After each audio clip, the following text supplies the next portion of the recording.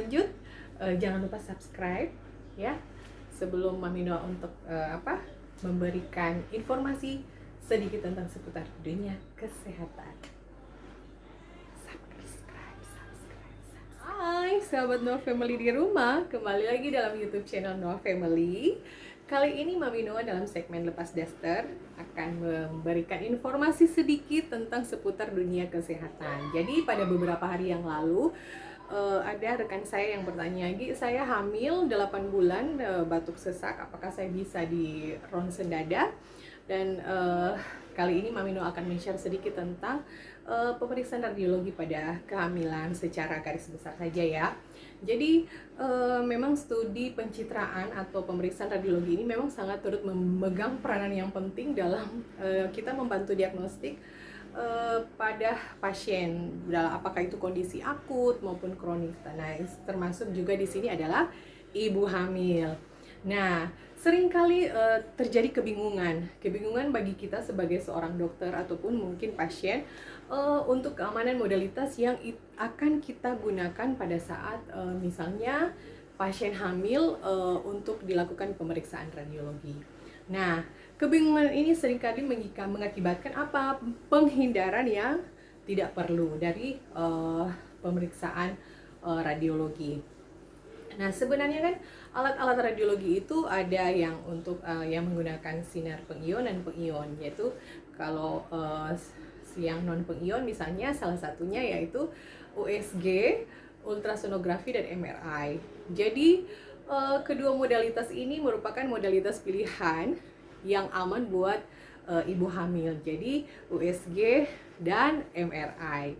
Jadi untuk USG sendiri kan kita seperti kita sudah tahu bersama, mungkin ya sudah banyak sahabat Noa Family di rumah yang sering membaca atau membuka internet, itu adalah kita menggunakan alat itu menggunakan gelombang suara.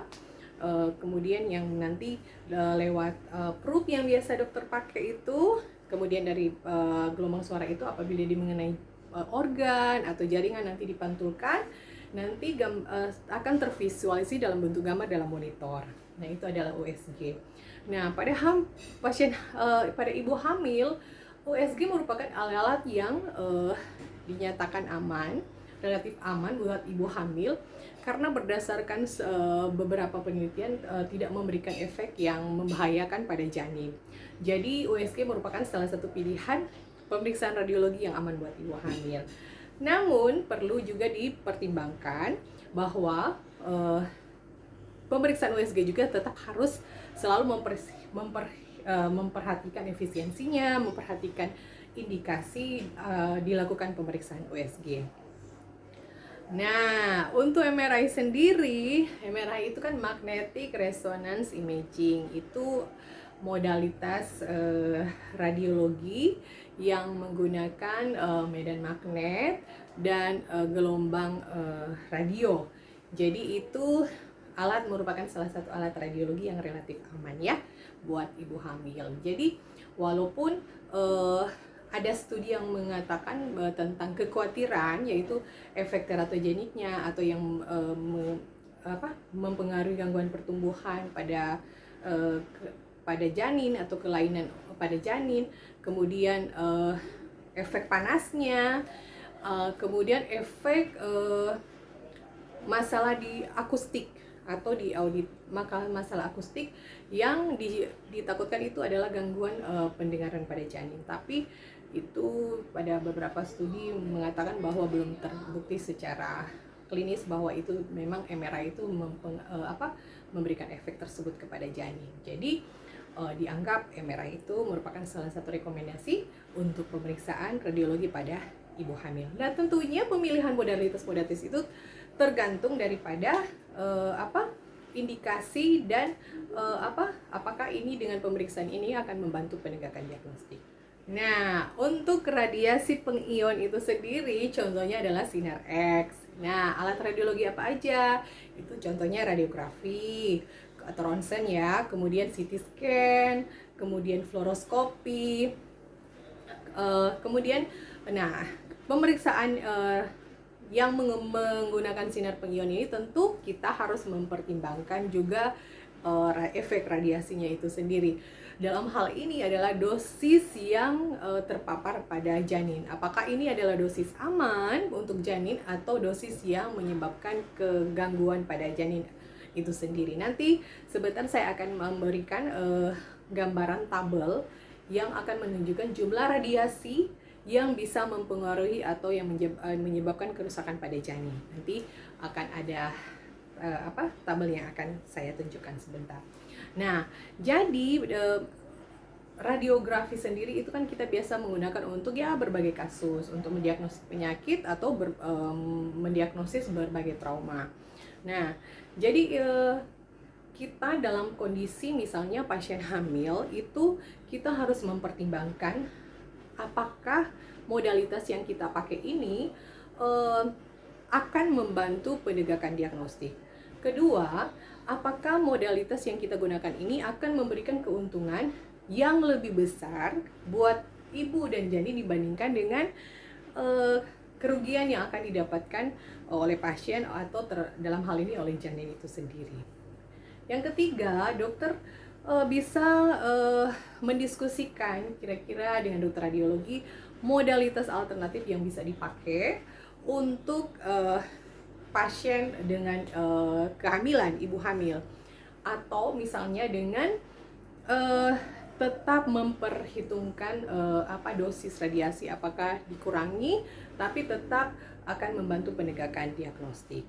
Nah, kemudian berikut ya tentunya ibunya harus terlindungi, janinnya harus terlindunginya. Salah satunya adalah dengan menggunakan timbal pada daerah perut ya, daripada ibu untuk mengurangi risiko terpaparnya radiasi pada janin.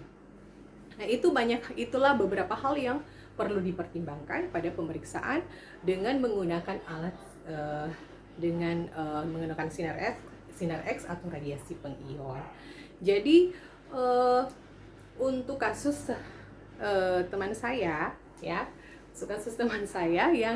rekan saya yang hamil 8 bulan dengan batuk sesak ya, kalau untuk membantu penegakan diagnosis orang dengan batuk dan sesak itu banyak sekali penyebabnya, dan untuk kondisi 8 bulan itu masih sudah relatif aman untuk dilakukan pemeriksaan ronsen dada, karena radiasi yang juga untuk memberikan efek samping yang besar buat janin itu kurang dibandingkan dengan pemeriksaan misalnya dengan yang menggunakan radiasi yang besar, misalnya CT scan.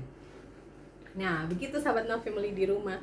Jadi kita sebagai petugas kesehatan, sebagai dokter, jadi apakah ya kita yang sebagai dokter radiologi juga yang sering kirimi pasien untuk pemeriksaan radiologi, ya kita juga tentunya perlu mempertimbangkan kalau untuk pada wanita-wanita usia subur.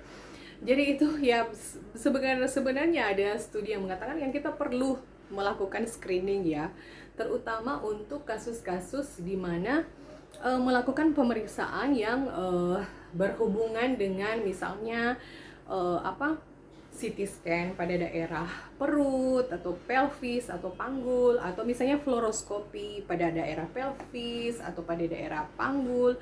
Itu membutuhkan screening yang lebih ketat. Jadi untuk wanita-wanita usia subur atau hysterosalpingografi, pemeriksaan fluoroskopi pada daerah perut maupun daerah panggul, itu merupakan pertimbangan kita untuk lebih memperhatikan lagi untuk kondisi-kondisi wanita pada usia subur yang akan dilakukan pemeriksaan itu. Nah, yang relatif lebih longgar misalnya ya pemeriksaan ronsen dada, kemudian pemeriksaan kepala, daerah kepala leher, kemudian pemeriksaan ekstremitas itu ya lengan, tangan, tungkai, kaki, itu ekstremitas. Kemudian mamografi itu juga bisa, kemudian CT scan di luar, CT scan daerah perut maupun pelvis itu masih relatif lebih longgar dibandingkan screeningnya dibandingkan dengan kalau misalnya dilakukan pemeriksaan dengan di daerah perut atau di daerah pelvis. Jadi itu daerah pelvis dan daerah panggul yang kira-kira ya nanti paparan radiasi terhadap janin itu akan lebih besar. Begitu sahabat No Family di rumah. Jadi intinya pada ibu hamil tentunya tidak boleh sembarangan, ya kan? Tidak boleh sembarangan, harus konsultasi baik-baik dengan dokter obsginnya. Nanti dokter obsginnya akan berdiskusi dengan dokter radiologinya. Kemudian nanti akan ditentukan modalitas apa, alat radiologi apa yang kira-kira paling baik untuk dilakukan untuk membantu penegakan diagnostik. Ya, yang sudah saya sampaikan tadi, yang aman adalah USG dan MRI. Tapi kalau dalam penegakan diagnostik, dalam menggunakan USG dan MRI ini kita mengalami kesulitan, nah berarti kita akhirnya harus menggunakan alat yang menggunakan sinar radiasi atau pengion, ya misalnya ronsen atau apalagi CT scan. Nah itu kita juga harus mempertimbangkan betul-betul nanti kira-kira manfaatnya akan lebih besar atau kerugiannya yang akan lebih besar, dan itu tentu kita harus inform konsen juga kepada ibunya. Jadi seperti itu sahabat No Family di rumah. Nah jadi jangan juga terlalu khawatir, jangan terlalu takut, tapi kita juga tidak akan memberikan jaminan bahwa oh ini akan aman, tidak apa-apa, tidak seperti itu. Tetapi mindsetnya adalah meminimalkan efek samping dengan mempertimbangkan keuntungan yang didapat oleh ibu dan oleh janin itu lebih besar. Jadi jangan sampai nanti kita terlalu ketat, padahal nanti ibunya tidak terdiagnostik. Padahal itu merupakan kasus yang misalnya emergensi atau kasus-kasus yang sangat membutuhkan diagnostik, sehingga ibunya akan ditangani atau dia akan diterapi. Seperti itu sahabat No Family di rumah. Nah, kita lihat ini pada tabel 2 ini, kita akan melihat jumlah dosis radiasi, kemudian efeknya pada janin dan periode kehamilannya. Jadi kita lihat sebelum implantasi di sini gestational period ini dia kalau misalnya dia terkena 50 sampai 100 itu bisa menyebabkan terjadi kematian embrio ya. Nah, kemudian kalau misalnya dia masa organogenesis 2 sampai 8 minggu setelah fertilisasi, kalau misalnya dia terkena 200 mg itu bisa jadi congenital anomali atau kelainan kongenital misalnya pada tulang, pada mata atau pada genital. Kemudian terjadi restriksi pertumbuhan janin. Nah, itu gigi dia 200 sampai 250 mg. Nah, kalau pada fetal period ini efeknya, nah, kalau dia sampai dari 60 sampai 310, dia bisa terjadi disabilitas intelektual yang berat. Nah, kalau bisa juga terjadi defisit intelektual. Kalau bisa juga pada 200 mg itu bisa terjadi mikrosefali atau kepalanya kecil ya, sahabat No Family di rumah. Nah, untuk usia 16 sampai 25 minggu, kita lihat di sini ada disabilitas intelektual yang berat. Nah, itu sekitar 250 sampai 280 mg. Oke, ini untuk penjelasan tabel nomor 1. Tabel nomor 2 ya. Nah, pada tabel nomor 3 ini kita akan melihat dibaginya tipe pemeriksaan dengan jumlah dosis yang kira-kira akan terpapar pada janin. Nah, di sini kita bisa lihat dari dosis yang rendah, sangat rendah, kemudian rendah ke moderate, kemudian sangat tinggi. Nah, kalau kita mau lihat di sini pemeriksaan apa aja kalau sangat rendah itu cervical spine, ke radiografi itu AP atau lateral view, kemudian CT kepala dan leher, kemudian pemeriksaan radiografi ekstremitas itu misalnya yang pada tangan, kaki, kemudian mamografi, kemudian foto ronsen dada. Nah, itu kita lihat kalau dia rata-rata fetal dose yang akan rata-rata fetal dose itu sekitar 0,001 sampai 0,01 ya. Ini kecil ya, sangat kecil. Nah, kalau kita melihat ke moderate, kalau misalnya jadi kalau untuk foto ronsen yang seperti rekan Mami Noah, yaitu foto ronsen dada, chest radiografi itu dia hanya sampai 0,01 ya, sangat kecil ya. Oke. Kemudian kita low to moderate itu apa aja? Nah, ini kita lihat, ini kalau radiografi ini foto polos abdomen itu bisa sampai 3. Lumbar spine itu bisa sampai 10, kemudian intravenous speleografi itu IVP. Nah, itu IVP ini kita memasukkan kontras, kemudian untuk menilai fungsi dari ginjal ini ada serangkaian foto yang akan diambil. Nah, kemudian barium kontras enema itu sampai 20. Ini ya low to moderate. Nah, CT scan sendiri itu CT dada itu kemudian sampai 0,6. Kemudian dari nuklir, kita lihat nuklir di sini sampai 5 ya, 4 sampai 5. Kemudian scintigraphy ya, bone scintigraphy.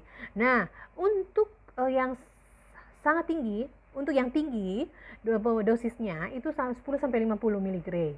Nah, itu pemeriksaan apa aja? Ini yang seperti Mami Noah sampaikan kan, hati-hati untuk pemeriksaan CT abdominal karena dosisnya tinggi di sini ya. Kemudian apalagi CT pelvis itu di daerah janinnya. Nah, itu 10 sampai 50 atau PET CT. Nah, itu sampai 10 sampai 50. Ini yang harus kita perhatikan bahwa dosis sampai 50 mg ini yang cukup membahayakan buat janin ya, sahabat Noah Family di rumah. Nah, demikian pula dengan tabel yang berikut ini. Ini juga dengan sama sebenarnya, tetapi dia memisahkan antara 50 mg, kemudian 50 sampai 100 mg, kemudian lebih dari 100 mg. Nah, di sini juga ada lihat umur kehamilannya, kemudian kita lihat kira-kira efeknya apa. Ya, kalau kurang dari 50 rata-rata kurang ya, tidak ada. Tetapi dia mulai ada efek terhadap janin itu mulai dari mulai dari radiasi sebanyak 50 sampai lebih dari 100 ya. Itu juga kita perhatikan di sini ya. Kalau dia sudah trimester 3 itu sudah lebih aman. Kalau sudah trimester 3. Jadi fase organogenesisnya sudah lewat, itu sudah lebih aman ya. Oke, jadi kesimpulannya paling aman, cara yang paling efektif dalam pemeriksaan radiologi pada ibu hamil yaitu tentunya pertama pemilihan modalitas yang tepat, kemudian pemilihan modalitas yang alternatif yang tetap akan membantu ibu untuk tetap terdiagnosis sehingga sakitnya atau kelainannya bisa tertangani. Kemudian dengan tetap tentunya mempertimbangkan keamanan daripada janin. Ketiga, modifikasi teknik itu tentunya berhubungan dengan dokter radiologi dan dengan radiografer atau dengan fisikawan medis. Kemudian ya kita tetap menggunakan pelindung buat ibu di daerah perutnya, ditutup dengan timbal untuk mengurangi radiasi pada janinnya. Oke, semoga bermanfaat. Kali ini yang Mami Noah share ya sedikit-sedikit lah ya, garis-garis besar saja, permukaannya saja, tapi ya moga-moga bermanfaat. Kalau misalnya jadi artinya jangan sembarang untuk melakukan pemeriksaan radiologi. Kalau hamil langsung sampaikan, atau ada misalnya keterlambatan dalam haid atau apapun itu harus disampaikan ke dokternya biar nanti aman untuk ibu, aman untuk janin kita begitu. Jadi ya semoga ini bermanfaat sedikit-sedikit saja ya. Nanti kalau ada yang mau ditanyakan atau nanti ada yang mungkin Indonesia nanti banyak lagi nuklir, ada berhubungan dengan radionuklir, itu banyak sekali pokoknya yang bisa di-share buat sahabat Noah Family di rumah. Oke, yang belum subscribe jangan lupa subscribe, like dan komen. Kalau mau share ya, kalau dianggap bermanfaat ya, bolehlah di-share. Oke, ini saja yang bisa Mami Noah share pada hari ini. Semoga kita semua sehat selalu, buat ibu-ibu hamil semua di luar sana. Semoga tetap sehat, kuat, dan bisa menjalani masa kehamilan sampai melahirkan itu dalam keadaan sehat dan selamat, demi kesehatan seluruh anak-anak Indonesia, seluruh ibu-ibu yang ada di Indonesia. Oke, bye.